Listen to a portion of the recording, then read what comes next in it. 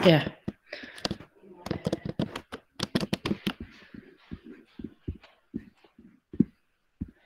Oke. Ini adalah soal, mungkin filenya juga sudah Ibu dapatkan ya, mengenai soal-soal uji pengetahuan PPG di tahun 2020. Kita akan membahas ini terlebih dahulu. Sarapan.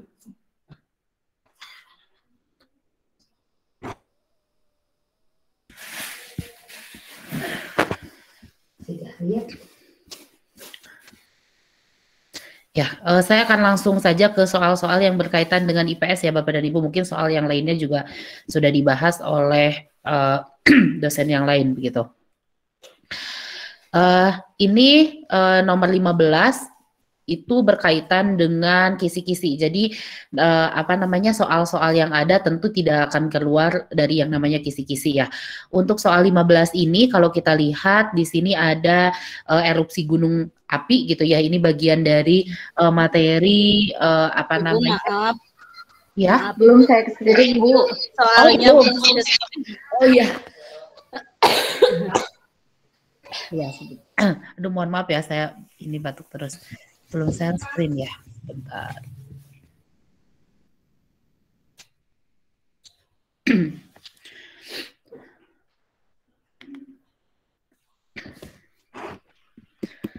Ya, ada beberapa soal.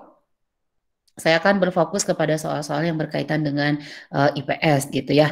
Soal-soal di sini tentu tidak lepas dari kisi-kisi. Untuk soal nomor 15 sendiri, sebetulnya ini berkaitan dengan ini proses pembentukan bumi gitu ya. Jadi untuk yang CPMK gitu ya, capaian mata pembelajarannya itu menguasai, sebentar saya besarkan ya. Menguasai ruang lingkup materi mengenai manusia, tempat, dan lingkungan, serta aplikasinya dalam pembelajaran IPS.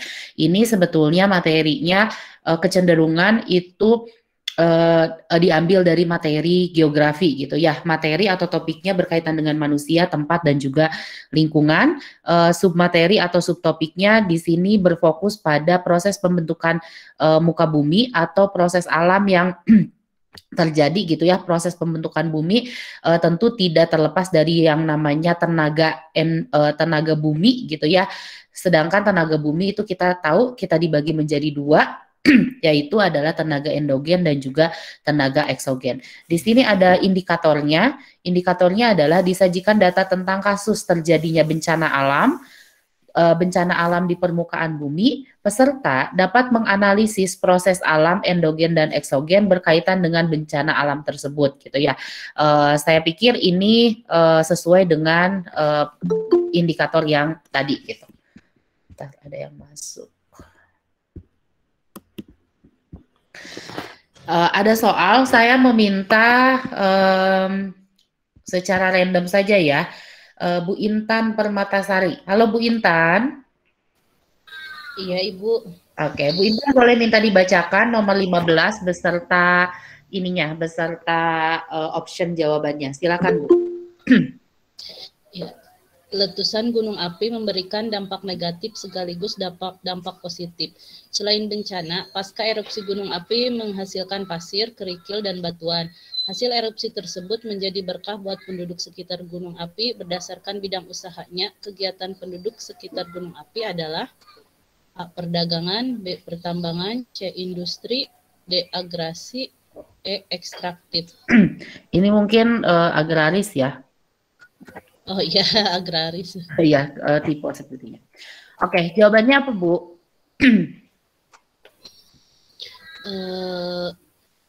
Mungkin lebih ke ekstraktif ya Bu. Ekstraktif. Iya. Kenapa ekstraktif Bu? Ini kan di sini ada pengambilan atau mengolah sumber daya alam. Soalnya kan kalau perdagangan mungkin kurang itu ya, pertambangan kan tambang bukan jenis pertambangan. Industri juga bukan, agraris kalau di pas letusan gunung api kan mungkin kalau agraris kurang bagus walaupun memang tanahnya nanti subur ya Bu. Cuman nantinya mungkin kurang cocok kalau menurut saya sih. Ya. Jadi jawabannya apa, Bu? Ekstraktif. Ekstraktif. Ada jawaban yang lain, Bapak dan Ibu? Pertambangan, Bu. Pertambangan, Bu. Karena menghasilkan pasir, kerikil, dan batuan. Karena menghasilkan pasir, kerikil, dan batuan, gitu ya. Itu jawabannya, Pak? Ya, pertambangan.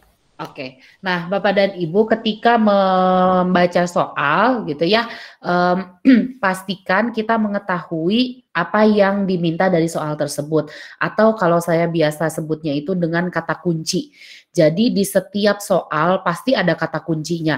Walaupun soalnya itu panjang-panjang, biasanya untuk PPG ini kan soalnya aplikatif gitu ya, soalnya itu panjang-panjang gitu dalam bentuk beberapa kalimat. Walaupun soalnya panjang, ketika kita sudah tahu kata kuncinya itu akan sangat memudahkan gitu. Sebetulnya ini tadi saya beri bold gitu ya, dibesarkan di bold untuk mengidentifikasi kata kuncinya. Di sini kan letusan gunung api memberikan dampak negatif sekaligus dampak positif. Selain bencana, pasca erupsi gunung api menghasilkan pasir, kerikil, dan batuan. Hasil erupsi tersebut menjadi berkah buat penduduk sekitar gunung api. Berdasarkan bidang usahanya, kegiatan penduduk sekitar gunung adalah, ini kata kuncinya apa? Ada erupsi gunung api, kemudian menghasilkan pasir, kerikil, dan batuan. Nah, ini dijadikan berkah katanya. Berarti penduduk di sekitar gunung ini kegiatan ekonominya tidak terlepas dari kegiatan pasir, kerikil, dan juga batuan gitu. Nah, ini adalah kata kuncinya. Kalau berkaitan dengan pasir, kerikil, dan batuan, tentu ini berkaitan erat dengan pertambangan gitu ya. Jadi jawabannya adalah pertambangan. Kalau perdagangan tadi seperti Bu Intan ya. Sebentar ada yang masuk. Perdagangan tentu ini sangat tidak memungkinkan. Kemudian yang kedua adalah industri. Ini saya berikan keterangan saja. Kalau industri itu biasanya mengolah bahan mentah ataupun mengolah bahan setengah jadi menjadi barang jadi. Mengolah bahan mentah itu misalnya dari kayu gitu ya menjadi furniture gitu. Nah, itu kan dari bahan mentah menjadi barang jadi. Kemudian kalau bahan dari setengah jadi misalnya konveksi. Konveksi itu kan dari misalnya dari kain itu kan sudah menjadi barang setengah jadi, diubah menjadi barang jadi. Nah, ini biasanya kita sebut dengan kegiatan bidang usahanya adalah industri. Tentu kalau agraris ini berkaitan dengan pertanian. Di Indonesia sebetulnya kan kegiatan ekonominya juga banyak agraris, tapi kalau kita lihat di sini walaupun di Gunung Api ini banyak agraris gitu ya, penduduknya yang melakukan kegiatan aktivitas ekonominya berkaitan dengan pertanian, tapi di sini ada kata kunci yang lainnya, ada pasir, kerikil, dan batuan. Jadi agraris di sini tidak masuk gitu ya. Kemudian ini berkaitan juga dengan materi di SD ya. Di SD kalau tidak salah di kelas 5 ya, letak geografis Indonesia dan pengaruhnya, bahwa Indonesia ini menjadi negara agraris dan juga negara maritim. Kalau negara agraris ya pasti negara yang mayoritas penduduknya itu melakukan kegiatan ekonominya dalam pertanian. Nah, ini sebetulnya didasari atas dampak letak astronomis juga. Letak astronomis kita tahu ya ada di 6 derajat LU sampai 11 derajat LS gitu dan lain sebagainya. Indonesia itu dilewati oleh Khatulistiwa gitu ya. Jadi secara astronomis gitu ya berdampak pada iklim. Iklim Indonesia itu kan iklim tropis gitu ya dengan 2 musim. Nah, tentu dengan iklim tersebut akan sangat cocok untuk pertanian gitu ya. Indonesia setiap harinya kita bertemu dengan matahari, curah hujannya tinggi, kelembabannya bagus dan lain sebagainya. Itu tentu akan sangat berpengaruh terhadap agraris gitu ya.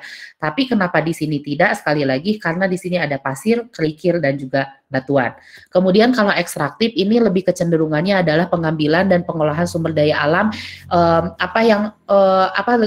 kadang-kadang lebih spesifiknya itu terhadap sumber daya alam yang ada di perut bumi gitu, seperti batu bara, gas, minyak bumi dan lain sebagainya. Itu biasanya disebut dengan ekstraktif gitu. Kemudian ini jadi jawabannya adalah untuk nomor 15 itu adalah pertambangan. Itu ya Bapak dan Ibu, nomor 15. Nah, di sini ada materinya tentang endogen dan juga eksogen. Bapak dan Ibu tentu di pendalaman modul di materi IPS sebetulnya sudah mendapatkan materi berkaitan dengan endogen dan eksogen ya. Saya coba buka dulu sebentar.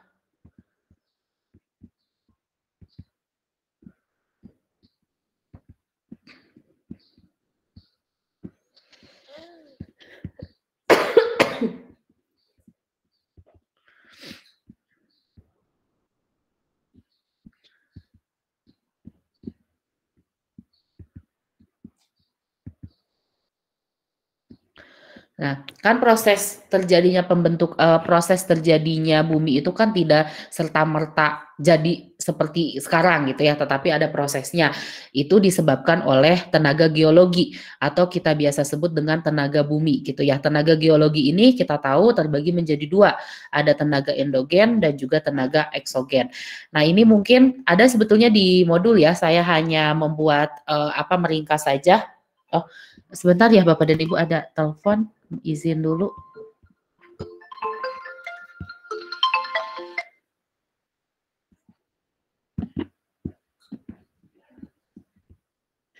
Halo, selamat pagi.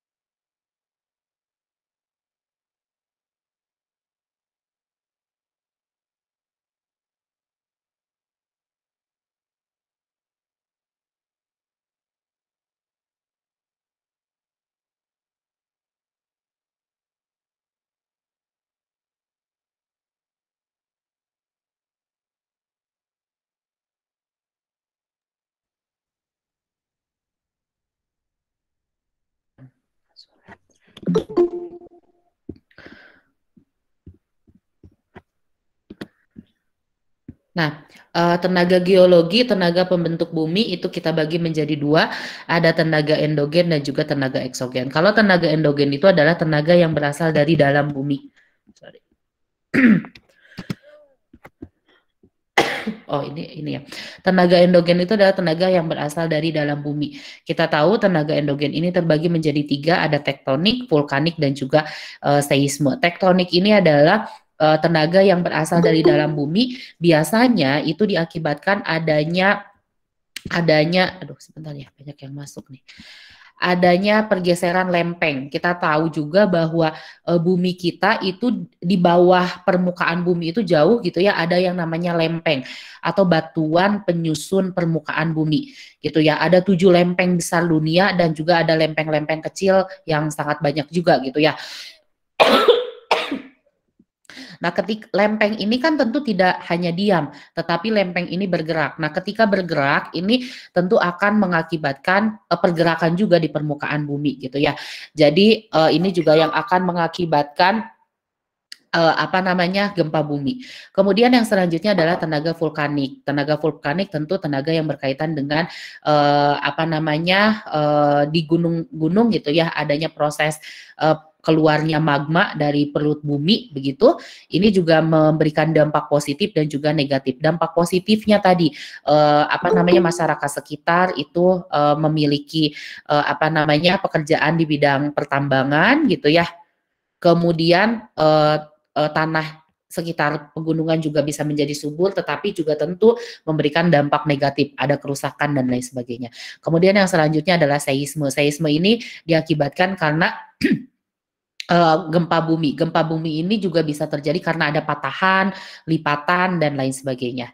Kemudian yang kedua, tenaga geologi yang kedua itu adalah tenaga eksogen. Kalau tadi tenaga endogen itu adalah tenaga yang berasal dari dalam bumi, tenaga eksogen exit luar gitu ya. Jadi tenaga yang terjadi di luar permukaan bumi. Nah, ini ada beberapa di antaranya ada sedimentasi dan juga erosi.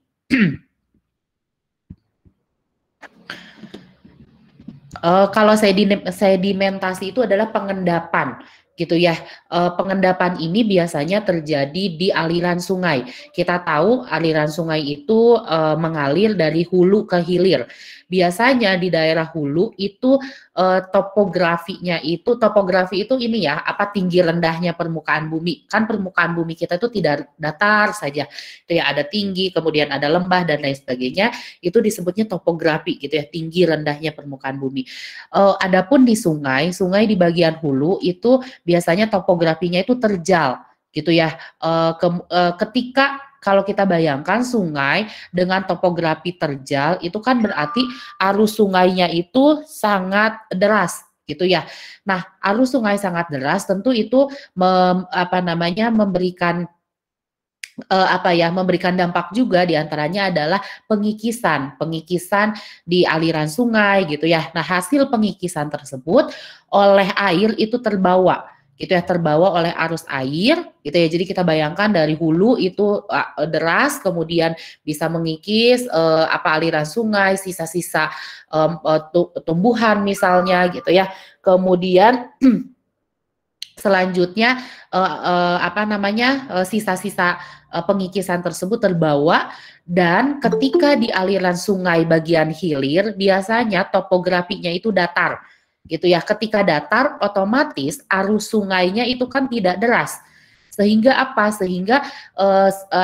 sisa-sisa yang terbawa oleh air itu biasanya mengendap gitu. Nah, itu yang disebut dengan pengendapan, atau ini adanya proses sedimentasi pengendapan yang salah satunya diakibatkan oleh pengikisan arus sungai gitu ya. Nah, ini tenaga eksogen yang kedua adalah erosi. Erosi itu adalah pengikisan. Adapun pengikisan ini bisa terjadi karena 4 hal gitu ya. Ablasi, kalau ablasi itu oleh air seperti air sungai gitu ya yang tadi saya contohkan. Kemudian yang kedua itu adalah pengikisan abrasi, ini air laut. Tentu ini adanya di pesisir laut gitu ya, ketika ombaknya tinggi itu juga akan mengikis permukaan di daratan sehingga akan mengakibatkan ya pengikisan. Kemudian yang ketiga eksarasi. Eksarasi itu oleh es gitu ya. Ini yang disebut dengan gletser. Kemudian yang selanjutnya adalah deflasi. Deflasi ini adalah pengikisan oleh angin. Biasanya di gurun gitu ya, ketika ada batuan, itu kan batuan itu bentuknya kadang-kadang berubah gitu ya, ada seolah-olah kayak terkikis gitu ya. Kenapa terkikis? Itu salah satunya diakibatkan oleh angin. Nah, dan ini disebut dengan deflasi gitu ya. Jadi ini ada tenaga endogen dan juga tenaga eksogen. Ini kaitannya dengan soal nomor 15 gitu ya. Nah, kemudian nomor 16, saya minta, ini saya baca secara random saja ya. Bu Nopi Supriyanti. Halo Bu Nopi. Halo Bu Nopi.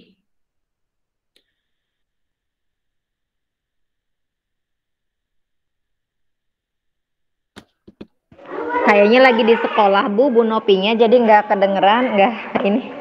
Oke. Nggak kedengeran ya. Saya ke Pak Muhammad Rusdianto dulu. Halo Pak Muhammad, Pak Rusdianto. Ya, bisa dibacakan nomor 16?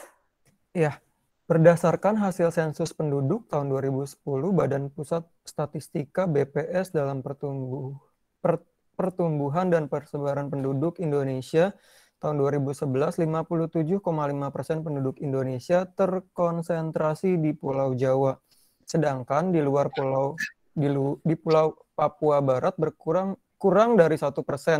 Kebijakan yang dapat dilakukan untuk menyebarkan penduduk di Indonesia tidak berkonsentrasi di Pulau Jawa, Bali, dan Madura adalah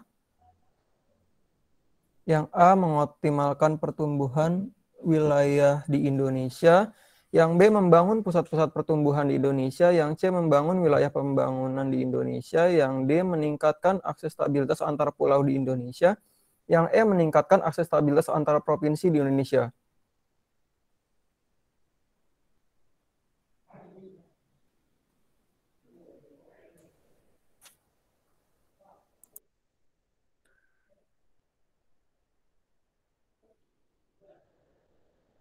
Ya, jawabannya kira-kira apa, Pak? Mengoptimalkan pertumbuhan wilayah di Indonesia. Mengoptimalkan pertumbuhan Wilayah di Indonesia. Kenapa jawabannya ini, Pak? Karena kalau misalkan pembangunan itu pertumbuhan itu hanya terpusat di Jawa dan Bali saja, ya semua masyarakat Indonesia akan berbondong-bondong untuk datang ke sini. Tapi sedangkan kalau kita mengoptimalkan pertumbuhan di semua wilayah, otomatis mereka mikir 2 kali buat pindah ke sini gitu. Ya, betul ya. Jadi salah satunya kenapa ketika kita ingin menetap di suatu daerah kan tentu kita memiliki hal-hal yang kita pertimbangkan, di antaranya misalnya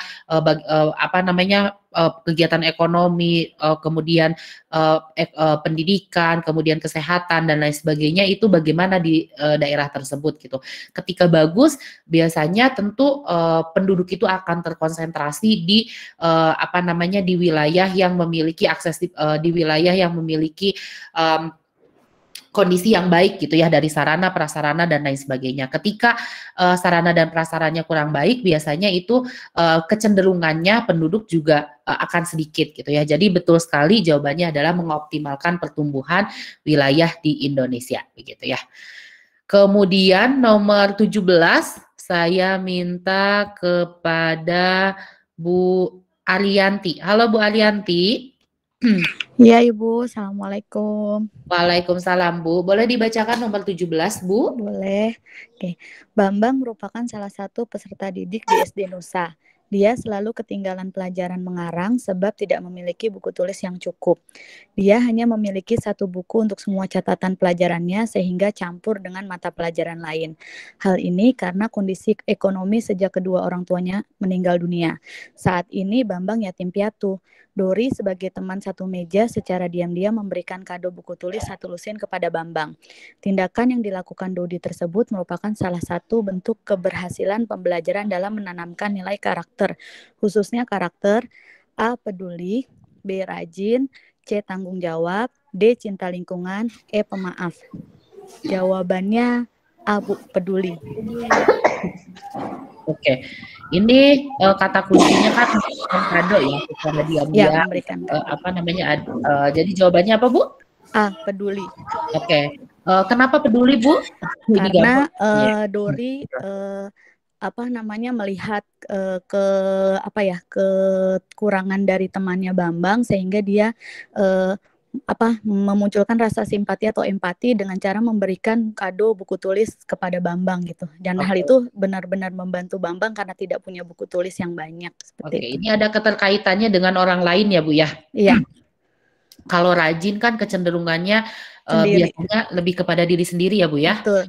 Tanggung jawab, cinta lingkungan, di sini tidak ada kaitannya dengan lingkungan. Itu ya, pemaaf juga tidak ada kaitannya dengan pemaaf. Jadi jawabannya adalah A. Peduli. Peduli, betul ya. Oke, selanjutnya nomor 19. Saya minta Ibu Bulia Fitria. Halo Bulia. Iya Bu. Oke, Bulia boleh minta dibacakan nomor 19. Bu. Salah satu indikator di kelas rendah adalah 3.6, mencermati isi teks informasi tentang perkembangan teknologi produksi, komunikasi, dan transportasi di lingkungan setempat. Bu Yuli, guru SD di kelas rendah, berusaha menyampaikan motivasi ketika memberi materi ajar dengan KD tersebut. Bentuk motivasi yang dapat diberikan ketika membuka pembelajaran adalah A. Menampilkan video singkat bagaimana seorang astronot komunikasi dengan penduduk di bumi. B. Membagikan tugas mewarnai gambar di alat-alat transportasi. C. Berperan agar peserta didik hati-hati jika naik alat transportasi. D. Membuat, bentar Bu, terhalang.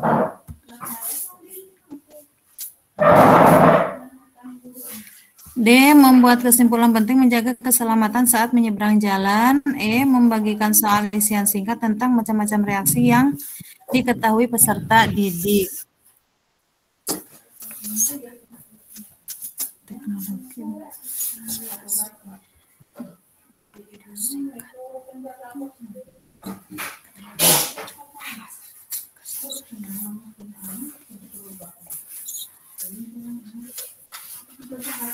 Jawabannya apa, Bu?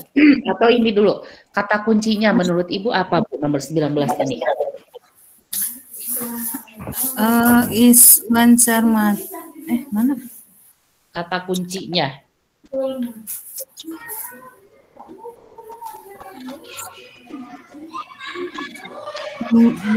Memberikan motivasi tentang perkembangan teknologi. Mungkin itu, Bu. Oke. Kata kuncinya adalah bentuk motivasi ya. Motivasi dan juga ini ketika membuka pembelajaran. Coba.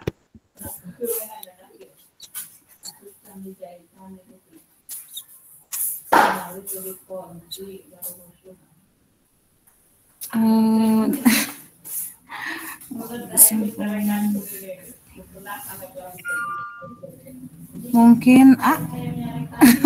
Jawabannya apa, Bu? Jawabannya adalah A.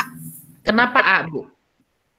Akan menampilkan video, jadi memberitahu anak bagaimana memotivasi anak untuk mengetahui bagaimana seorang astronot itu berkomunikasi gitu. Oke, ya.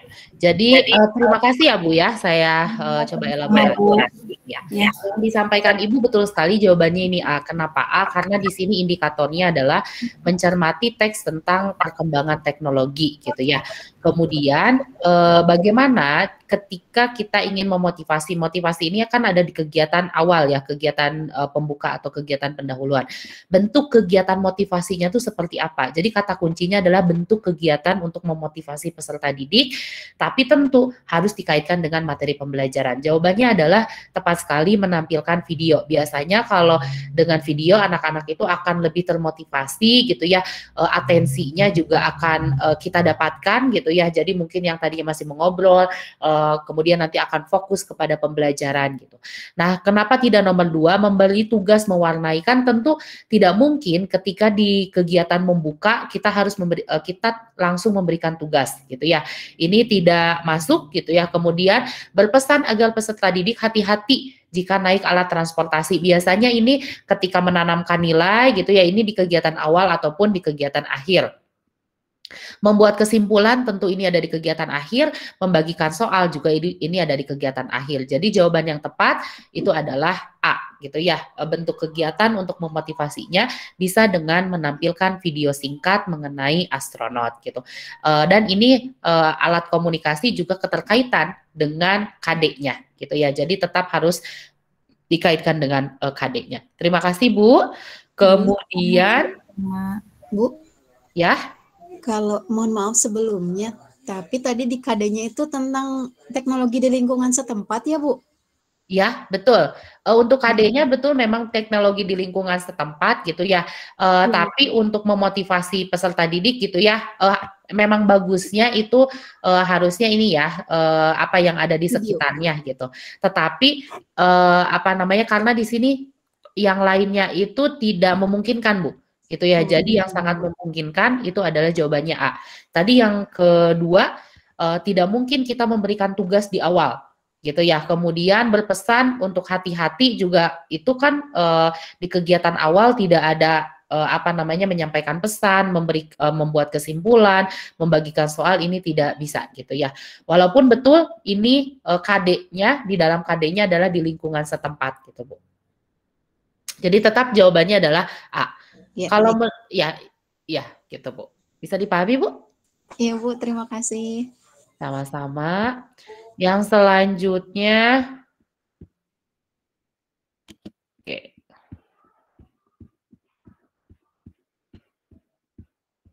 Ya, yang selanjutnya nomor 27. Saya minta Bu Indri. Halo Bu Indri. Iya Ibu. Oke. Assalamualaikum Ibu, sehat. Waalaikumsalam Bu. Alhamdulillah sehat. Semoga Bu Indri dan keluarga juga dalam keadaan sehat ya. Ya, silakan Bu Indri dibacakan nomor soal 27. Oh, sebentar, ada yang masuk dulu kayaknya.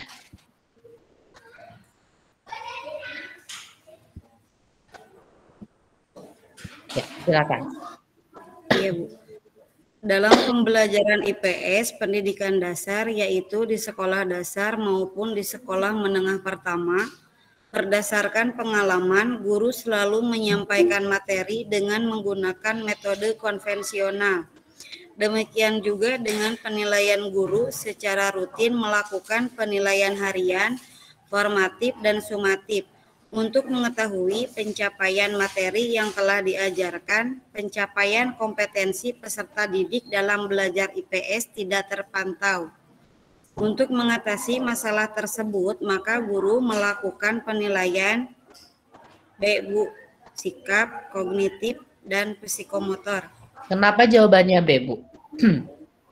Menyeluruh Bu, kalau melakukan penilaiannya dari sikap, kognitif, dan psikomotor, kalau menurut saya menyeluruh Bu. Oke, di sini kan ada kata kunci pencapaian kompetensi ya. Kira-kira menurut Ibu kompetensi yang harus dikuasai oleh peserta didik itu apa saja Bu? KI, kompetensi inti. Kompetensi intinya. KI, KD, kompetensi gitu ya. Kira-kira kompetensi itu kan seperangkat pengetahuan, seperangkat sikap, keterampilan yang harus dikuasai oleh peserta didik. Nah, kompetensi ini berkaitan erat ya dengan sikap, kemudian pengetahuan dan juga keterampilan. Maka dari itu, ketika guru ingin melakukan penilaian, tadi seperti yang disampaikan oleh Ibu, penilaiannya harus komprehensif. Kenapa? Agar betul-betul dapat menilai keseluruhan kompetensinya, baik secara kognitif, afektif ataupun psikomotor. Jadi jawabannya betul sekali adalah B, gitu ya. Karena di sini akan pencapaian kompetensi. Tentu kompetensi kan tidak hanya kognitif saja, tidak hanya keterampilan saja, tetapi juga ada yang dinamakan sikap juga, gitu ya. Jadi penilaiannya harus secara menyeluruh, sikap, kognitif, dan juga psikomotor, gitu ya Bu ya.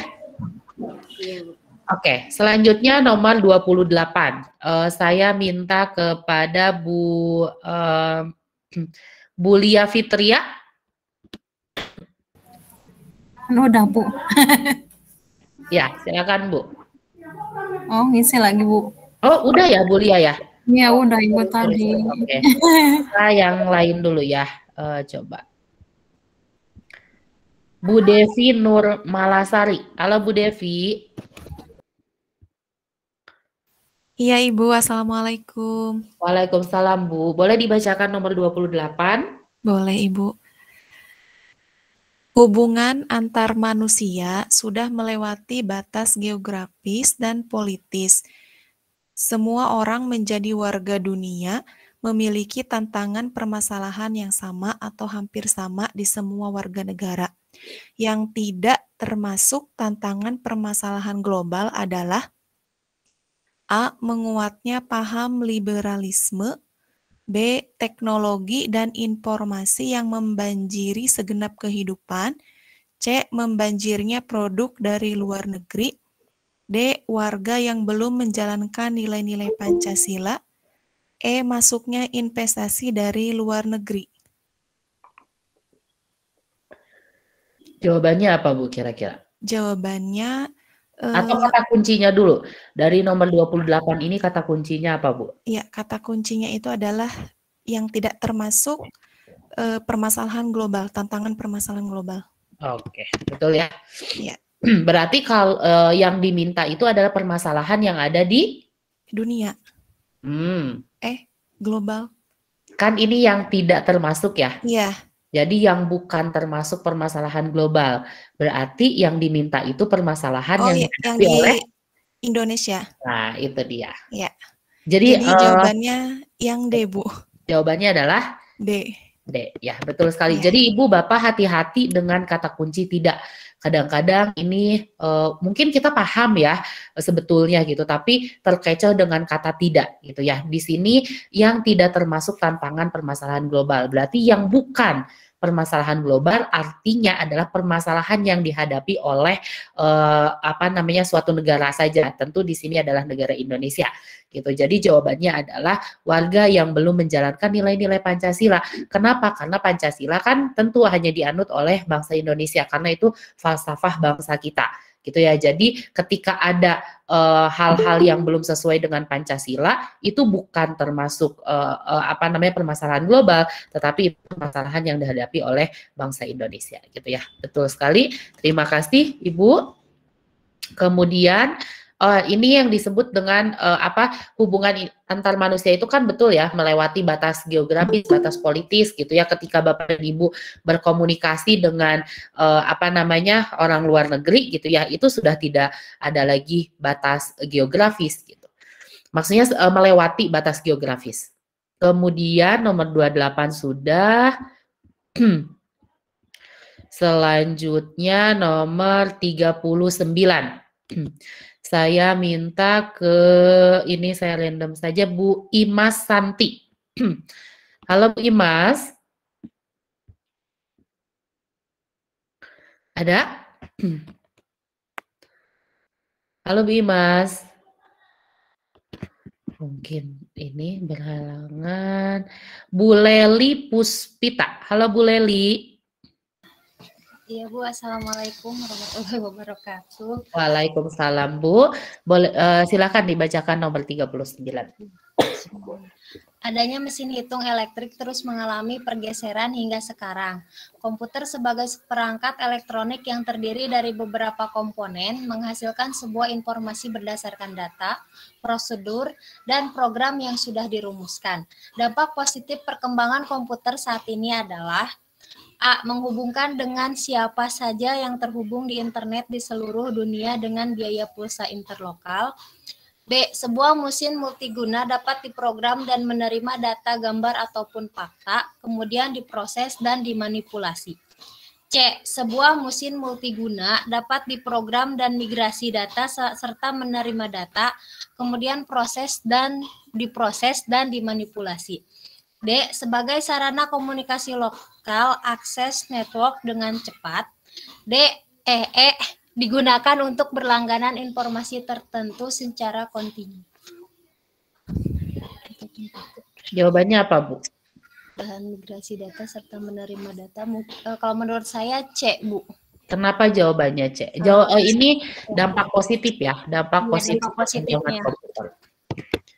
Kenapa tidak jawabannya ini Bu? Ini kan menghubungkan dengan siapa saja juga ini bisa jadi dampak positif komputer ya, dengan Zoom apa segala macam. Kenapa jawabannya C Bu? Kalau menurut saya sebuah mesin multiguna karena selain alat telekomunikasi dia juga bisa digunakan untuk alat-alat yang lainnya gitu Bu, untuk seperti menginput data dan lain sebagainya. Jadi bukan hanya untuk berkomunikasi saja. Kalau untuk komunikasi kan menggunakan handphone saja sudah bisa gitu. Ya, betul ya. Jadi di sini ada kata data gitu ya, bisa menghasilkan informasi berdasarkan data, prosedur dan program yang telah dirumuskan. Jadi ada kaitannya dengan data dan lain sebagainya. Yang diminta adalah dampak positif tetapi ada kaitannya dengan data. Kalau tadi yang disampaikan ini tentu tidak ada kaitannya dalam kalimat ini, tidak ada kaitannya dengan komunikasi gitu ya.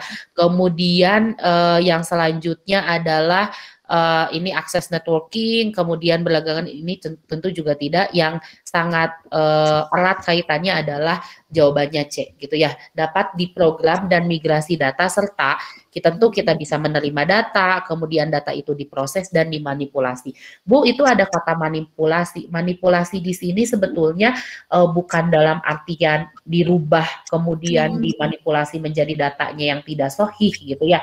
Tetapi kalau di dalam KBBI sendiri ya Bapak dan Ibu, manipulasi itu diartikan sebagai tadi saya coba cari arti kata manipulasi di KBBI online, itu tindakan untuk mengerjakan sesuatu dengan tangan atau alat-alat mekanis secara terampil. Jadi apa namanya, mengerjakan sesuatu itu juga bagian dari dimanipulasi. Jadi bukan merubah data menjadi datanya tidak sahih gitu ya. Betul sekali, jadi jawabannya adalah C gitu ya. Ini dampak positif dari perkembangan teknologi. Kalau tidak salah di ini juga ada ya di ini iptek tentang perkembangan iptek gitu ya. Jadi ini kaitannya dengan submateri di kisi-kisi berkaitan dengan iptek. Kemudian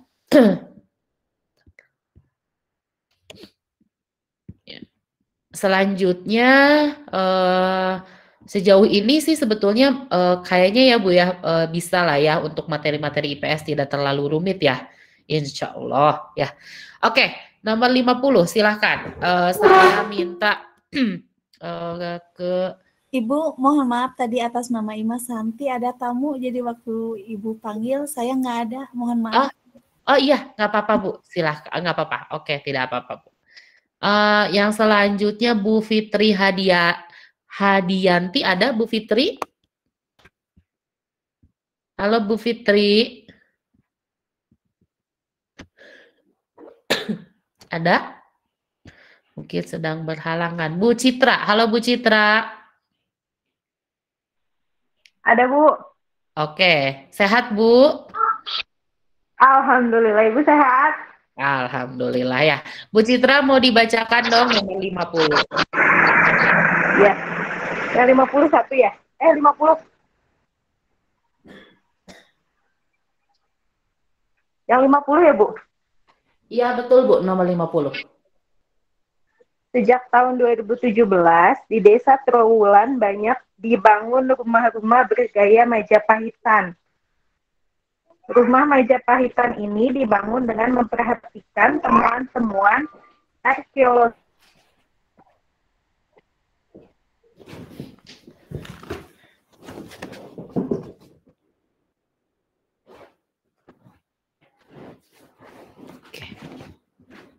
Halo Bu.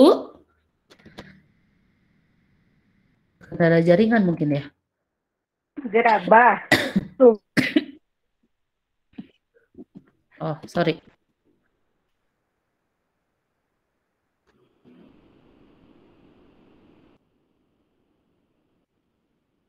Umur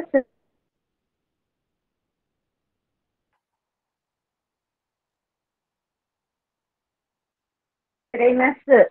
Dalam tahapan ini disebut metode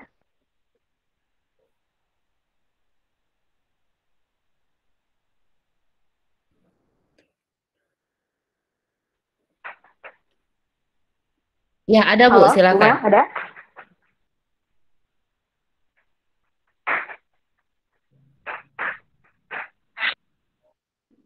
Yang A, Bu. Jawabannya adalah A. A. Kenapa A, Bu?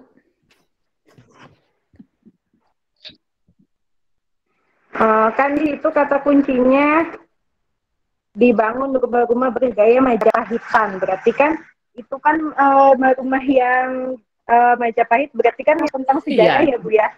Jadi lebih ke histori sejarah. Jadi jadi ada kata historinya ya Bu ya. Iya. Oke. Iya Bu. Alasannya kurang tepat tapi jawabannya tepat Bu. Ya, jadi jawabannya A gitu ya. Kenapa jawabannya A, Bapak dan Ibu? Kita tahu ini adalah konsep yang berasal dari sejarah gitu ya. Sejarah itu kan ilmu yang mengungkap peristiwa di masa lampau gitu ya. Itu tugasnya sejarah gitu ya. Jadi apa yang terjadi di masa lampau itu diungkapkan oleh ilmu sejarah. Nah, tentu ketika mengungkapkan apa yang terjadi di masa lampau itu kan tidak tiba-tiba kita mengarang secara bebas, tetapi harus berbasiskan data, harus berbasiskan fakta. Jadi apa yang dilakukan sejarawan untuk mengungkap peristiwa di masa lampau? Ini yang disebut dengan, kalau di dalam sejarah disebut dengan metode sejarah. Jadi metode itu cara gitu ya, cara yang dilakukan sejarawan untuk mengungkapkan peristiwa di masa lampau. Tentu tadi saya katakan ketika mengungkapkan tentu kita tidak bisa misalnya tadi saya bermimpi, saya tadi bertapa, kemudian jadi saya tahu apa yang terjadi di kerajaan Majapahit, saya tahu apa yang terjadi di kerajaan Kutai gitu. Nah, itu kan tidak bisa hanya dengan bermimpi gitu, tetapi harus didasari dengan bukti atau didasari dengan fakta gitu. Nah, apa yang dilakukan itu ada yang disebut dengan metode sejarah.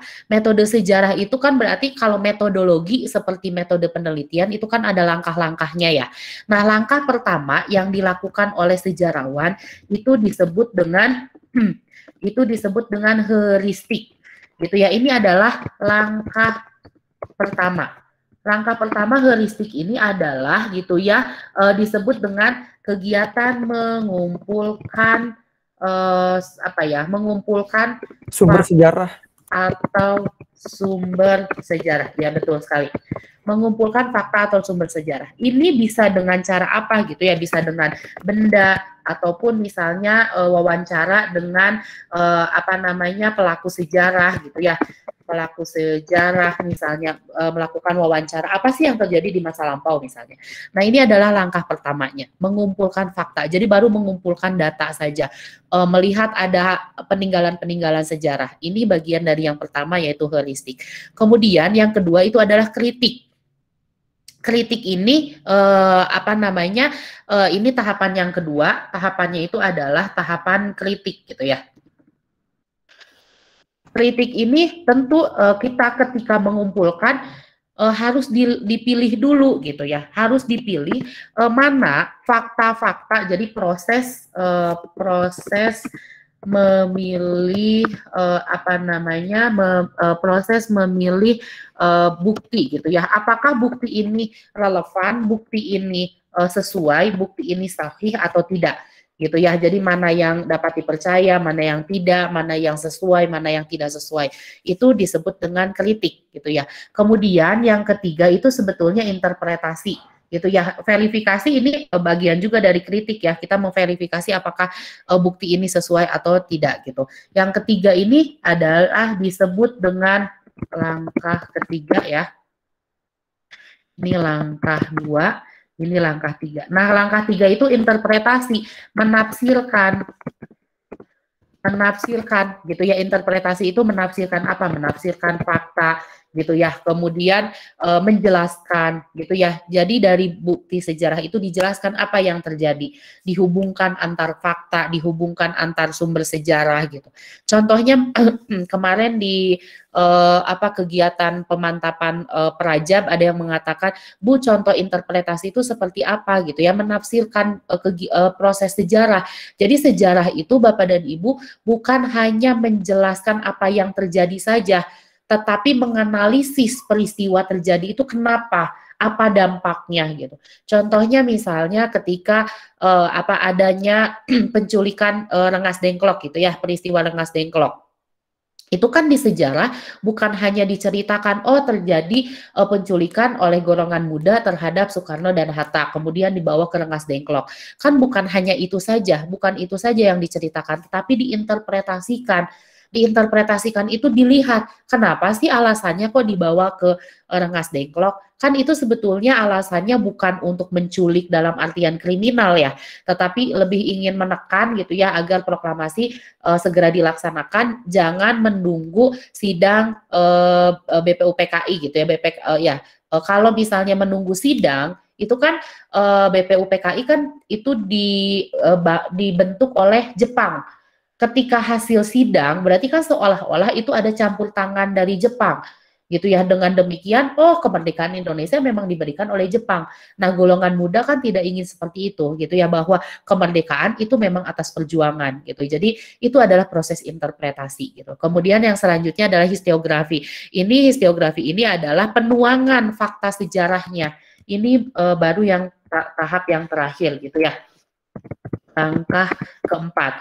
Langkah keempat ini penuangan gitu ya, menuangkan fakta sejarah. Itu ya, biasa dalam bentuk tulisan ataupun dalam bentuk yang lainnya. Biasanya memang dalam bentuk tulisan. Di sini ya, kata kuncinya tadi dibangun rumah bergaya Majapahitan. Tentu kita yang tidak tahu misalnya bagaimana bangunan rumahnya, kan tentu kita tidak akan kesulitan ketika ingin membangun rumah Majapahitan. Nah, yang dilakukan ini adalah ini dulu nih, langkah pertama, langkah kedua, langkah ketiga, baru bisa membangun rumah bergaya Majapahit gitu ya. Jadi nomor 50 jawabannya adalah historiografi. Dan Bapak dan Ibu, ini ada di modul KB2 ya kalau tidak salah. Silahkan dibaca kembali karena di sini ada apa namanya? Ada lebih spesifik mengenai metode sejarah mana ya? Nah ini dia. Materinya adalah metode sejarah. Kisi-kisi untuk UP tahun ini masih ada. Disajikan peristiwa sejarah nasional, peserta dapat mengelompokkan peristiwa tersebut berdasarkan metode sejarahnya. Jadi Bapak dan Ibu mohon untuk dipahami kembali nanti metode sejarah yang terdiri dari 4 tahapan tadi gitu ya. Oke, jawabannya adalah historiografi. Kemudian yang selanjutnya adalah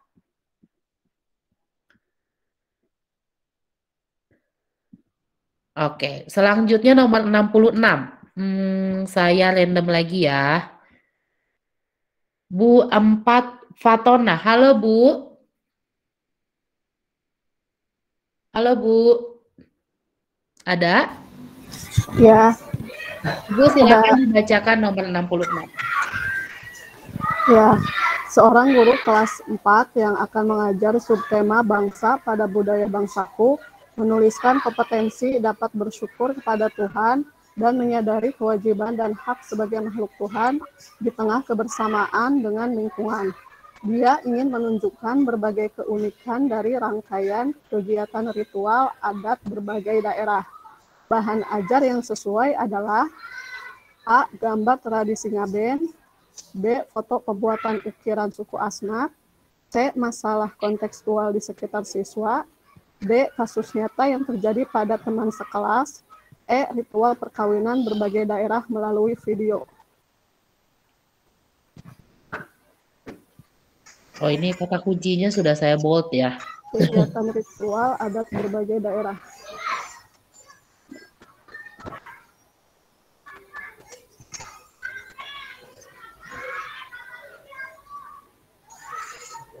Jawabannya kira-kira apa? Mungkin jawabannya E ya Bu. Kenapa E Bu? Karena kan kata kuncinya kegiatan ritual adat berbagai daerah. Jadi yang E kan ada ritual perkawinan berbagai daerah juga. Oke, ya betul ya jawabannya. Jadi ini kenapa kalau saya tuh setiap membahas soal mewanti-wanti ke setiap peserta cari kata kunci. Ini bukan hanya untuk IPS saja, tetapi untuk semua mata pelajaran gitu ya. Biasanya ada kata kunci khusus, apalagi misalnya di pedagogi. Kalau pedagogi kan lebih kepada teoritis, aplikatif gitu ya, bukan seperti matematika yang misalnya ilmu pasti gitu. Kalau di sini sudah saya bold, kegiatan ritual adat berbagai daerah. Adat berbagai daerah gitu ya. Kalau yang pertama, kenapa jawabannya tidak yang pertama? Gambar tradisi Ngaben. Ngaben ini kan tentu hanya di kecenderungan ya di Bali saja gitu. Kemudian pembuatan ukiran suku Asmat ini hanya di suku Asmat. Kemudian masalah kontekstual di sekitar siswa ini tidak ada kaitannya dengan permasalahan sosial gitu ya, tetapi ini ada kaitannya dengan ritual. Kasus nyata yang terjadi pada teman sekelas ini juga tidak ada kaitannya. Yang sangat erat itu adalah jawaban yang paling tepat, maksud saya adalah jawabannya E, ritual perkawinan berbagai daerah. Tadi alasannya betul sekali, di sini ada berbagai daerah. Kenapa ini menjadi kita pilih berbagai daerah, di sini adat berbagai daerah juga. Jadi jawabannya betul sekali E gitu ya. Itu jadi sangat memudahkan ketika kita sudah tahu apa kata kunci dari setiap soal. Selanjutnya Bu Hera. Halo Bu Hera. Ada? Bu. Oke. Bu Hera, saya minta dibacakan nomor Oke, nomor 68. Ya, baik Bu. Globalisasi ekonomi sudah terjadi sejak 5 abad yang lalu, ketika perusahaan-perusahaan di negara maju meluaskan jangkauannya melalui aktivitas produksi dan perdagangan ke berbagai belahan dunia. Namun sejak 3 dekade lalu, globalisasi ekonomi telah semakin mempercepat perluasan jangkauannya sebagai akibat dari perkembangan teknologi dan kebijakan liberalisasi yang melanda dunia. Sikap bangsa Indonesia yang paling tepat dalam merespon perkembangan globalisasi ekonomi adalah, jawabannya yaitu yang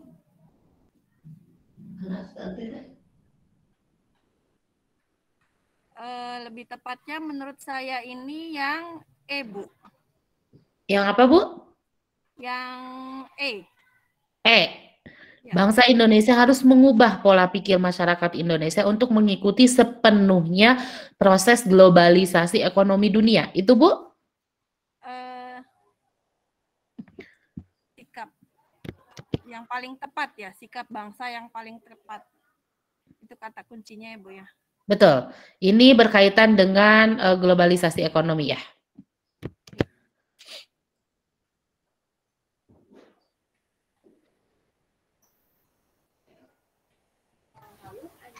D kali ya. Jawabannya adalah D. D ya, betul ya. Jadi jawabannya adalah D. Kenapa? Karena di sini lebih kepada sikap bangsa kita gitu ya. Tentu ya kita tentu tidak harus menerima semua yang ada di dunia gitu ya, tetapi tentu harus ada di filter, harus menyesuaikan dengan kondisi bangsa kita gitu ya, melakukan amandemen dan memasukkan nilai-nilai ekonomi liberal. Ketika ekonomi liberal tidak sesuai dengan ekonomi kerakyatan, kan itu juga tidak relevan gitu ya. Bangsa Indonesia harus mengutamakan kepentingan pasar internasional, tentu juga ini sangat salah. Bangsa Indonesia harus menyesuaikan sistem perekonomian Pancasila dengan nilai-nilai ekonomi liberal, ini juga salah karena dasar negara kita adalah Pancasila. Jadi semua aspek kehidupan tentu harus menyesuaikan dengan nilai-nilai Pancasila. Bangsa Indonesia harus mengubah pola pikir masyarakatnya untuk mengikuti sepenuhnya. Ini sepenuhnya. Ketika ada hal positif, sebetulnya kita boleh ya, kita boleh mengintegrasikan nilai-nilai dunia ketika itu masih sesuai dengan Pancasila. Tetapi kalau sudah tidak sesuai dengan Pancasila, ini yang tidak diperbolehkan. Jadi tetap harus menyesuaikan dengan falsafah bangsa kita, gitu ya, sesuai dengan sistem ekonomi yang dianut oleh kita. Ekonomi kita adalah ekonomi kerakyatan yang tentunya harus mengutamakan rakyat. Gitu. Jadi jawabannya betul sekali adalah D, gitu ya. Oke, selanjutnya saya minta sudah Pak Muhammad, Bu Pipit. Halo Bu Pipit. Iya Bu. Oke, saya minta Bu Pipit membacakan nomor 70. Salah satu bentuk keunggulan bangsa Indonesia yang diwarisi dari kebangkitan kebangsaan tahun 1908 dan yang seharusnya dimiliki oleh para guru adalah, jawabannya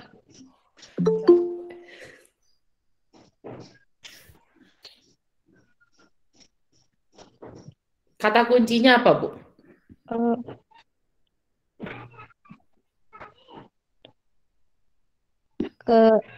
Kebangkitan kebangsaan. Kebangkitan kebangsaan, kemudian di sini juga yang harus dimiliki sikap kita ya sebagai guru gitu ya. Kira-kira apa yang harus dilakukan oleh kita tetapi relevan dengan peristiwa kebangkitan nasional tahun 1908? Yang E mungkin, Bu. Kenapa E, Bu? Berorganisasi itu. Ya, betul ya. Kesadaran berorganisasi ini ada kaitannya dengan kebangkitan nasional tahun 1968. Kita tahu tahun 1968 ini sudah mulai muncul gitu ya sikap kebangsaan ya, persatuan, kesatuan gitu ya, yang ditandai juga dengan lahirnya Budi Utomo. Budi Utomo kan lahirnya 1908, organisasi Budi Utomo gitu. Jadi kaitannya dengan guru apa? Guru tentu boleh berorganisasi secara modern dalam menghadapi tantangan bersama gitu ya. Jadi kan salah satu hak asasi kita juga hak dalam apa namanya berkumpul gitu ya, melakukan organisasi dan lain sebagainya. Jadi ini sangat sesuai dengan apa namanya peristiwa kebangkitan nasional. Jadi tepat sekali jawabannya adalah kesadaran berorganisasi secara modern dalam menghadapi tantangan bersama. Diingat kembali Bapak dan Ibu, kebangkitan nasional 1968 tentu tadi erat kaitannya yang pertama dengan lahirnya organisasi Budi Utomo yang kita tahu lahir pada 20 Mei 1908 gitu ya, yang dijadikan sebagai Hari Kebangkitan Nasional. Dan juga ini pun sebetulnya jauh dari itu setelah itu juga terjadi Sumpah Pemuda ya, sekitar tanggal 28 Oktober ya 1928 gitu. Jadi tepat sekali jawabannya adalah kesadaran berorganisasi karena dikaitkan dengan peristiwa kebangkitan nasional. Oke, selanjutnya nomor selanjutnya Buti Tik ya. Silakan Ibu, halo. Buti Tek Home Satun atau Buti Tik Home Satun. Ya, halo Bu. Ada? Tidak ada. Bu Lilis, halo Bu Lilis. Bu Lilis? Ya Bu. Okay. Assalamualaikum. Oh ya, waalaikumsalam Ibu. Boleh dibacakan nomor 71. Baik Bu. Masuknya budaya asing dalam kehidupan masyarakat Indonesia dewasa ini merupakan hal yang tidak dapat dihindari karena dampak globalisasi yang ditandai misalnya menggunakan media massa. Terkait dengan hal tersebut yang dapat dilakukan guru adalah A. Membelajarkan nilai-nilai Pancasila sebagai dasar negara. B. Meniru budaya asing yang sedang populer dan terkenal. C. Membelajarkan proses seleksi sistem nilai pada siswa. D. Melarang siswa mengenal dan mempelajari budaya asing. E. Berkunjung ke negara lain untuk mempelajari budaya asing. Jawabannya Bu?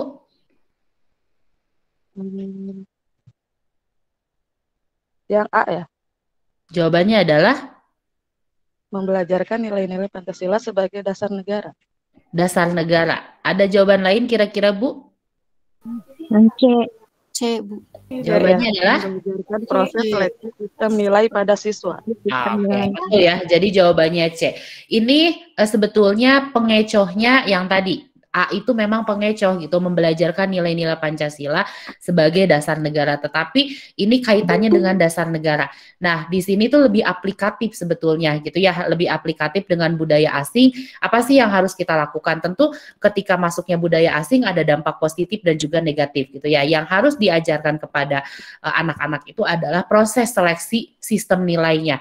Jadi kalau di IPS itu sebetulnya ada metode-metode pembelajaran berbasiskan nilai, ada VCT, value qualification nilai gitu. Jadi nilai itu bagaimana sih kita bisa menentukan nilai itu baik, nilai itu tidak baik dan lain sebagainya gitu. Jadi apa namanya kecenderungannya ini adalah membelajarkan proses seleksi sistem nilai pada siswa gitu ya.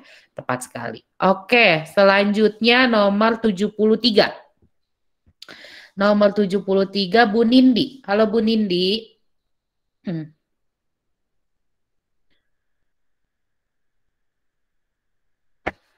Halo Bu Nindi. Tidak ada. Bu Rini. Halo Bu Rini. Iya Ibu. Oke, Bu Rini mau minta dibacakan nomor 73. Kemampuan untuk menciptakan, memiliki daya cipta atau mampu menciptakan sesuatu yang baru baik berupa gagasan maupun alat yang relatif berbeda dengan apa yang telah Anda sebelumnya dalam pembelajaran merupakan sikap kreatif guru ketika menyampaikan ilmu kepada siswa. Model yang sesuai dengan sikap kreatif memanfaatkan lingkungan sekitar sebagai sumber belajar IPS SD adalah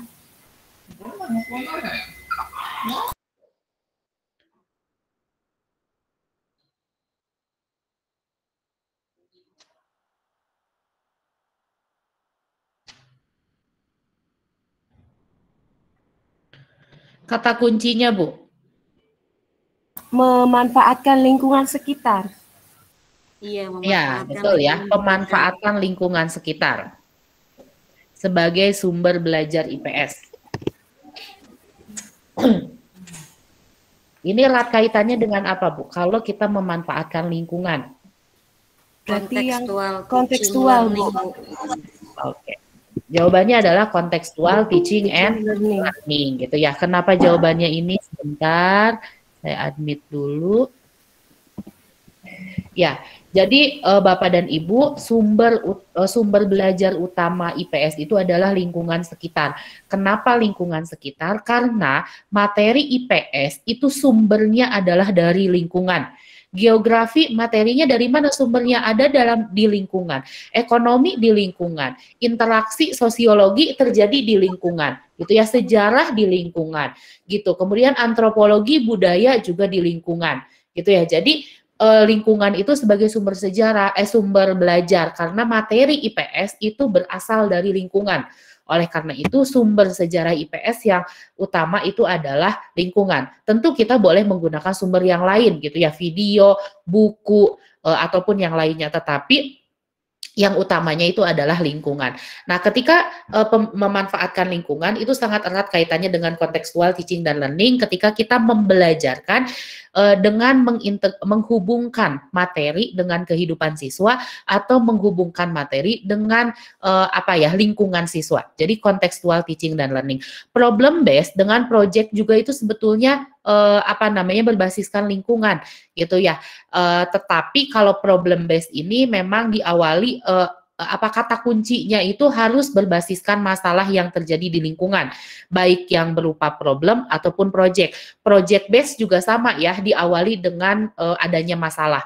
Tetapi kalau di sini gitu ya, di sini tidak ada kata kunci yang menunjukkan permasalahan yang harus dipecahkan. Gitu ya. Jadi jawaban yang paling sangat memungkinkan itu adalah B, kontekstual teaching dan kontekstual teaching learning gitu ya.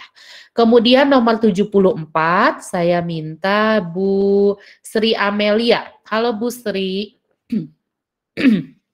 Iya Bu, Assalamualaikum. Waalaikumsalam. Bu Sri boleh dibacakan nomor 74. Baik Bu.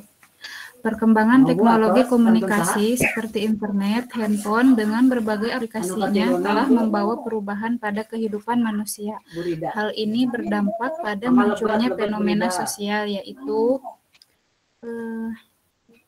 jawabannya Bu. Orang cenderung melakukan hal-hal yang lebih pragmatis untuk berinteraksi sosial. Oke, ya betul. Ya, jadi jawabannya karena di sini ada perkembangan teknologi komunikasi berarti erat kaitannya dengan kegiatan komunikasi. Kemudian apa sih fenomena sosial yang muncul gitu ya? Fenomena sosial yang munculnya itu adalah pragmatis untuk berinteraksi sosial. Ada WA, semuanya menggunakan WA gitu ya. Kemudian Instagram semuanya jadi pragmatis gitu ya. Selalu berubah-ubah mengikuti perkembangan zaman gitu. Pragmatis itu sangat erat kaitannya dengan perubahan gitu ya. Jadi segala sesuatu berubah, kemudian kecenderungannya kan kita mengikuti perubahan tersebut gitu. Jadi betul sekali jawabannya adalah A. Kemudian ini tidak ada nomor karena saya mengambil dari file yang lain agar tidak buka tutup file ya. Saya minta Bu Susilawati. Halo Ibu Susi. Halo, Assalamualaikum Bu. Waalaikumsalam Bu. Minta dibacakan yang ini Bu. Iya Bu. Terdapat indikator pencapaian kompetensi, mengidentifikasi pemanfaatan sumber daya alam hayati bagi kesejahteraan masyarakat di sekitar lingkungan tempat tinggal, jenis instrumen penilaian yang relevan untuk mengukur indikator tersebut adalah observasi, bukan ya Bu ya? Di situ kan ada kata mengidentifikasi. Observasi. Iya. Iya, Bu. Observasi itu instrumen penilaian kalau mengidentifikasi menurut Ibu ini termasuknya ke dalam kognitif, afektif atau psikomotor? Pengetahuan, sikap atau keterampilan? Kognitif. Pengetahuan. Kognitif, Bu. Iya, pengetahuan. Jawabannya apa, Bu? Tes tertulis. Tulis, Bu. Jawabannya adalah Tulis. tes tertulis. ya, tes tertulis. Kalau observasi, kalau melihat di buku panduan penilaian itu observasi ini kecenderungannya adalah untuk sikap. Jadi sikap itu dilakukan dengan observasi. Mungkin ini juga sudah tertuang ya di RPP Bapak dan Ibu, ada jurnal harian gitu ya.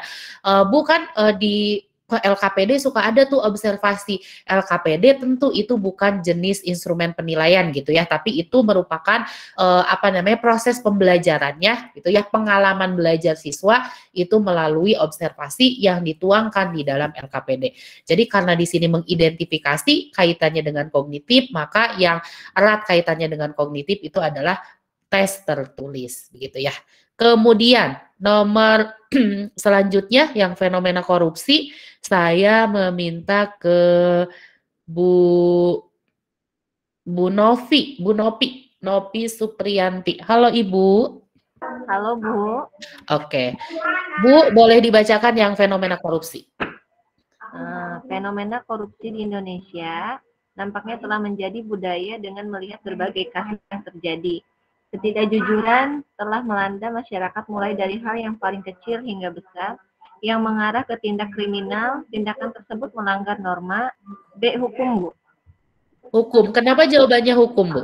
Karena di sini ada tindak kriminal ya, Bu. Oke. Jadi di sini ada tindak kriminal. Walaupun misalnya kan kalau korupsi juga melanggar norma agama ya, tapi ada kata kunci lain nih. Di sini ada ke arah tindak kriminal. Maka yang sangat erat kaitannya dengan tindak kriminal itu adalah berkaitan dengan hukum. Gitu. Jadi betul, tepat sekali.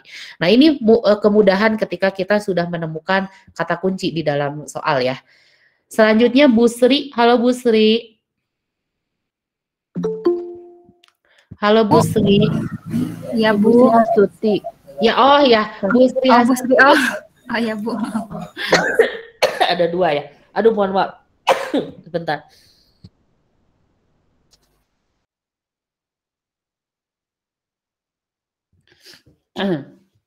Bu Sri Hastuti. Silakan Bu Sri ini.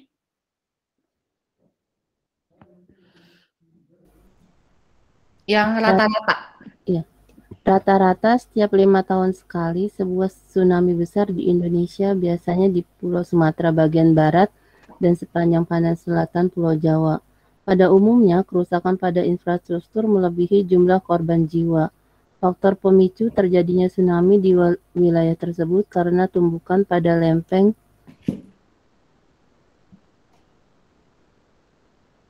Indo-Australia dan Eurasia, Indo-Australia dan Filipina, C. Eurasia dan Filipina, D. Eurasia dan Pasifik, E. Indo-Australia dan Pasifik.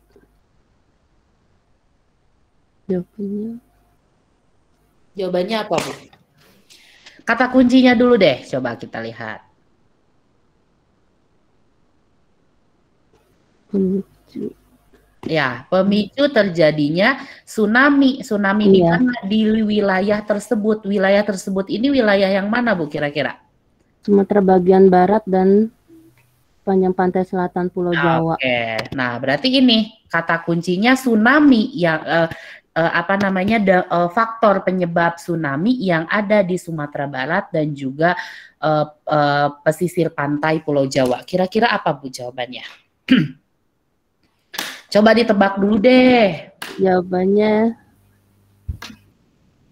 yang A bukannya. Atau gini Bu, Ibu tahu Indonesia ini dibentuk oleh lempeng apa Tiga saja? lempeng. Tiga lempeng. Lempeng apa saja Bu? Lempeng, bisa lupa namanya. Oke, kalau boleh deh ditebak-tebak aja dulu deh Bu. Kalau menurut Ibu dihitung kancing kira-kira apa? Kalau Yang E. yang E. Indo, Australia, dan Pasifik? Iya. Oke, ada jawaban yang lain Bapak Ibu lainnya? Yang A, Bu. Jawabannya? Yang A. Oke, saya ini ya. Yang E. Ya, untuk lebih memudahkan. Karena ada 3 lempeng Aus. Ya, Tiga lempeng, saya akan Eurasia, Australia, dan Pasifik. Lempeng Oke.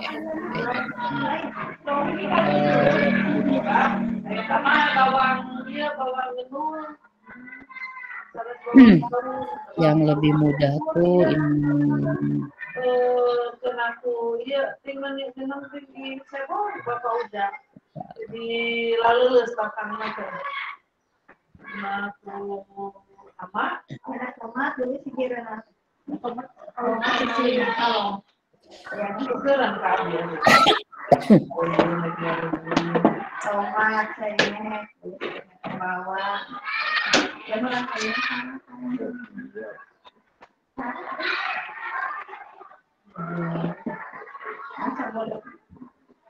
Nah, bayang ini ya.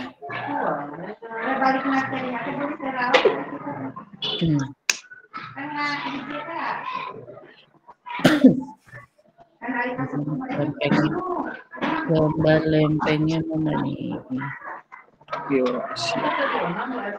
Masih loading ya.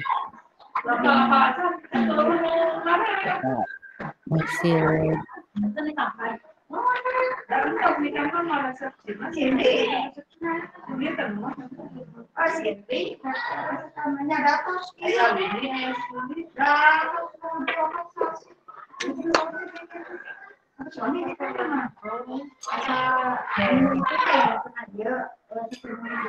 Oke, di sini saja mungkin terlihat ya, Bapak dan Ibu, bumi ini tersusun dari beberapa lempeng. Sebetulnya ada lempengan besar dan juga lempengan kecil.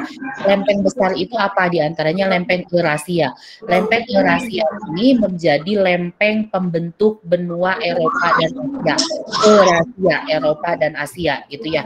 Kemudian lempeng Indo-Australia ini di bagian selatan nih. Di bagian selatan Indonesia gitu ya, Australia, lempeng Indo-Australia. Kemudian lempeng Pasifik ini ada di sebelah barat, sebelah timur Indonesia. Jadi kalau kita lihat di sini, Indonesia itu diapit oleh 3 lempeng. Lempeng Eurasia, lempeng Indo-Australia, dan juga lempeng Pasifik. Gitu ya. Ketika tadi ditanyakan lempengan gempa bumi yang terletak di Sumatera, ini kan Sumatera ya, dan di sini Jawa. Berarti Sumatera dan Jawa ini sangat dekat, ya sangat erat kaitannya dengan lempeng apa Ibu dan Bapak? Eurasia dan Indo-Australia. Dan juga Indo-Australia. Ini bagian dari tenaga endogen dan eksogen ya. Ada tsunami, gempa bumi gitu ya. Jadi ini kemungkinan juga soal-soal seperti ini ya akan muncul. Jadi ini Bapak dan Ibu letak Indonesia berdasarkan geologisnya. Jadi letak wilayah Indonesia itu dibagi menjadi 3. Kalaupun di anak SD biasanya lebih kepada geografis dan astronomis. Astronomis itu dilihat dari garis garis hayal bumi. Garis bujur, garis lintang gitu ya. Indonesia berdasarkan garis bujurnya, garis lintang itu adalah letak wilayah Indonesia berdasarkan letak astronomis gitu ya. Kemudian yang kedua adalah letak geografis. Kalau letak geografis itu letak suatu wilayah dilihat dari wilayah sekitarnya. Kita tahu letak wilayah geografis Indonesia itu diapit oleh 2 benua dan 2 samudera. Otomatis itu kan berdasarkan wilayah sekitarnya Dan yang ketiga itu adalah letak geologis.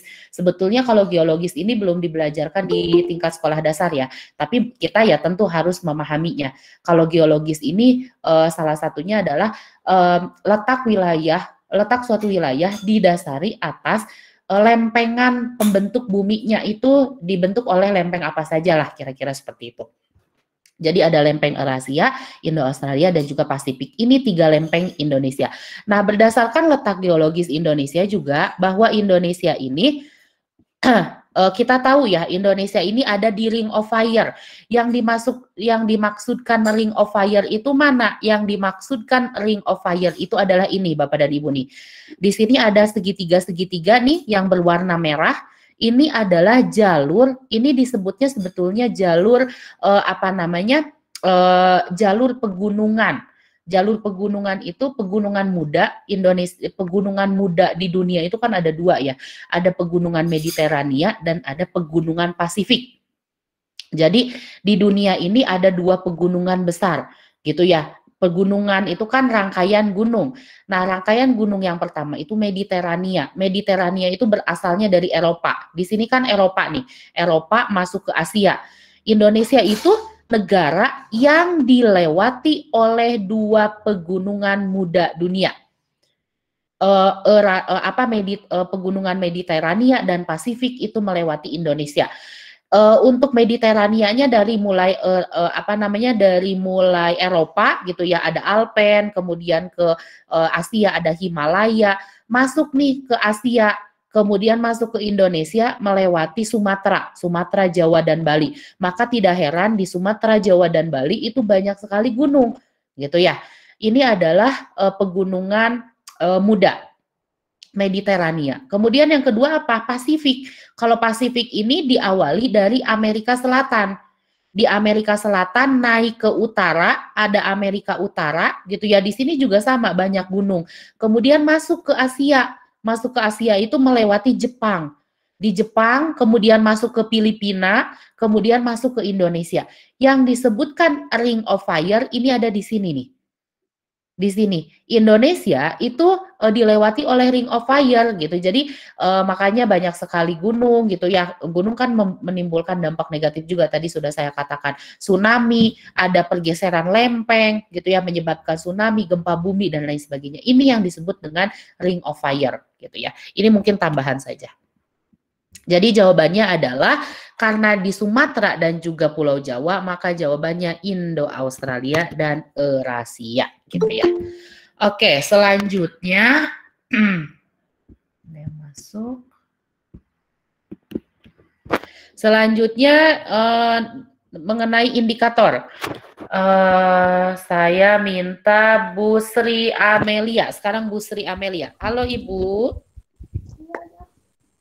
Ya Bu, tadi sudah ya Bu, tapi nggak apa-apa. Oh sudah ya? Ya Bu. Oke. Yang lain dulu deh, Pak Wahyu. Oke, makasih Bu Sri. Saya lupa ya sudah ya belum. Ya Bu, tidak apa-apa. Oke, Pak Wahyu, halo. Ya, halo Bu. Ya, silakan Pak Wahyu. Ya, disajikan indikator pencapaian kompetensi, siswa dapat menunjukkan posisi strategis Indonesia di negara-negara ASEAN melalui peta ASEAN. Contoh penilaian psikomotorik sesuai IPK tersebut adalah A. Tuliskan nama-nama negara ASEAN disertai dengan ibu kota negara.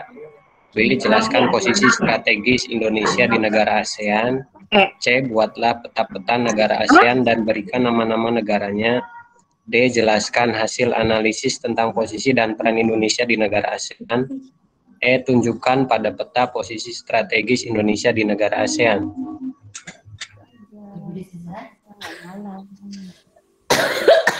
Jawabannya apa, Bu? Pak. Kalau menurut saya yang E, Bu. Tunjukkan pada peta posisi strategis Indonesia di ASEAN, di negara ASEAN. Menunjukkan peta ya, posisi strategis karena di sini ada posisi strategis ya. Oke, tuliskan nama, jelaskan posisi strategis. Kalau jelaskan ini tentu tidak ya. Jelaskan kepada kognitif, dan beri nama negara, jelaskan hasil, jelaskan tidak. Satu, C, C dan E. Kira-kira apa Pak? Menurut saya yang E, Bu. Tunjukkan. Iya. Oke, di sini karena indikat IPK-nya menunjukkan posisi ya, dan juga ada peta, jadi menunjukkan pada peta posisi strategis gitu. Jadi betul jawabannya adalah E gitu ya, karena erat kaitannya dengan IPK-nya gitu ya. Kemudian, oh ini sudah ada jawabannya nih. Saya bacakan saja ya. Alam mampu memenuhi kebutuhan manusia, namun alam tidak mampu memenuhi keserakahan manusia. Berkenaan dengan itu, pesan yang perlu disampaikan oleh guru kepada siswa adalah tentu ya memanfaatkan sumber daya alam sesuai dengan kebutuhan, bukan sesuai dengan keinginan. Karena keinginan manusia kan sebetulnya tidak terbatas ya, tetapi alat pemuas kebutuhannya lah yang terbatas. Maka tentu kita perlu mengajarkan bagaimana memanfaatkan sumber daya alam sesuai dengan kebutuhan. Kemudian saya bacakan saja mungkin ya karena waktunya hampir habis. Warga negara global dapat dipahami sebagai warga dunia sudah tidak ada batas geografis dan politik. Warga negara global mempunyai tanggung jawab yang sama untuk menjaga kelestarian dunia dan umat manusia. Jadi kata kuncinya ada tanggung jawab dan juga berkaitan dengan kelestarian dunia dan manusia. Perhatikan pernyataan berikut. Pesatnya informasi dan komunikasi yang tidak terbendung, melengsernya pemimpin negara yang warganya mengungsi ke negara lain ke negara lain, hedonisme dan konsumerisme, liberalisme, polusi udara, pemusnahan biodiversitas gitu ya. Di sini ada kata kuncinya tanggung jawab terhadap apa berkaitan dengan kelestarian dunia dan umat manusia. Tentu kita lihat kira-kira yang mana yang keterkaitannya dengan kelestarian, dengan lingkungan, dan juga umat manusia gitu ya. Jadi jawaban yang paling memungkinkan adalah E gitu ya, polusi karena berkaitan dengan lingkungan dan juga pemusnahan biodiversity gitu ya. Biodiversity itu adalah keanekaragaman hayati lah kira-kira seperti itu. Jadi jawabannya adalah D dan juga F. E dan juga F, sorry. E dan F ya. Oh, ternyata sudah habis ya. Bapak dan Ibu, itu mungkin untuk soal-soal yang berkaitan yang keluar di tahun 2020, sebetulnya kisi-kisi 2020 dengan 2021 itu tidak berbeda ya. Kalau saya ingat sih hampir sama ya. Jadi silahkan dipelajari kembali baik untuk IPS ataupun yang lainnya, modul-modulnya juga dibaca gitu ya, dipahami kisi-kisinya. Kisi-kisinya sebetulnya sudah jauh lebih membantu dibandingkan angkatan-angkatan sebelumnya. Kalau angkatan sebelumnya itu tidak ada indikator soal, kalau sekarang itu sudah ada indikator soalnya gitu. Jadi sangat memudahkan sekali Bapak dan Ibu. Ini kalau saya sarankan harus di-print, kemudian soal-soal juga tadi di-print gitu ya. Pastikan semua materi-materi yang ada di dalam kisi-kisi ini Bapak dan Ibu sudah pelajari gitu ya. Ini mungkin untuk kegiatan pemantapan atau pendalaman materi IPS gitu ya. Mudah-mudahan sedikit banyak informasi yang hari ini kita pelajari menambah wawasan Bapak dan Ibu dalam mempersiapkan UP. Saya doakan mudah-mudahan Ibu Bapak semua selalu diberikan kesehatan gitu ya. Amin. Yang paling kita ini kan ya, mudah-mudahan Ibu dan Bapak diberikan kelancaran, kemudahan gitu ya dalam menjawab soal dan diberikan hasil yang terbaik. Tentu hasil yang kita inginkan semua lulus 100%. Amin. Memungkinkan tidak lulus 100%, sangat memungkinkan Ibu dan Bapak. Saya lupa kalau tidak salah 2 tahun yang lalu itu 100% lulus. Jadi insya Allah ya Bapak dan Ibu dengan usaha kerja keras Bapak dan Ibu, ikhtiar kita semua gitu ya, mudah-mudahan hasil nanti pun sesuai dengan harapan kita bersama gitu ya. Nah, ini mungkin untuk kegiatan kita hari ini dicukupkan, alhamdulillah sudah selesai kurang lebih ya 2,5 jam. Mudah-mudahan tadi ada manfaat yang didapatkan oleh Bapak dan Ibu. Insya Allah mungkin lain kesempatan kita bisa berjumpa kembali, bersilaturahmi kembali baik di dalam PPG ataupun di luar PPG. Saya tutup untuk kegiatan kita hari ini. Saya mohon maaf apabila ada kekeliruan, kesalahan atau hal-hal yang kurang berkenan di hati Bapak dan Ibu. Saya tutup. Wassalamualaikum warahmatullahi wabarakatuh.